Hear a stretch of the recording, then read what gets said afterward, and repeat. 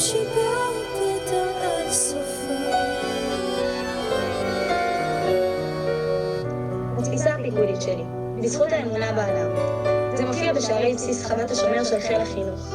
אני מוצאת אותו משקף אותי בצה"ל כמורה חיילת, כמפקדת וכקצינת חינוך.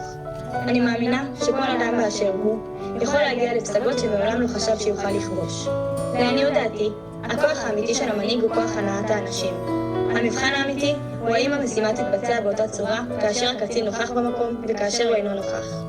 אשאף להחדיר בחייליי את תפיסותיי ותשוקותיי, בכדי שרוחם לא תיפול ובכדי שיזכרו מדוע הם נמצאים במקום שבו הם פועלים. כמו שנאמר, מי שיש לו למה יכול לשאת כל איך. אני מאוד מאמינה ביחסי אנוש המבוססים על אדיבות, נימוסים, סבלנות וסובלנות. אני מאמינה ודוגלת בהקשבה ובפתיחות. בעקשנות להגיע להישגים, לשאיפות ולחלומות שלי דרך נשמת, השקעה והתמדה.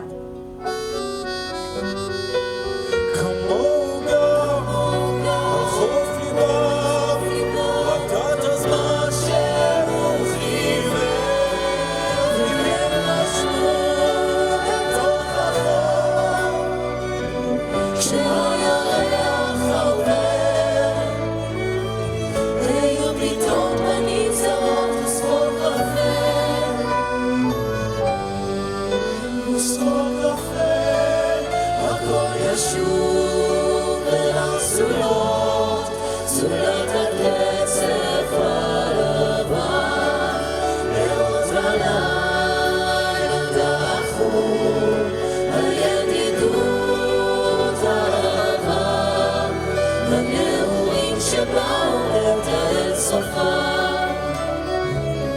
הנעורים שבאו את סופה.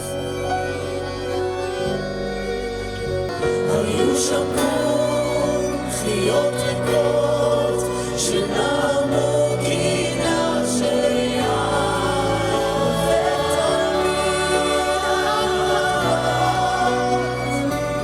משניים שחלפו דומה מן החצה והגברים והשקמה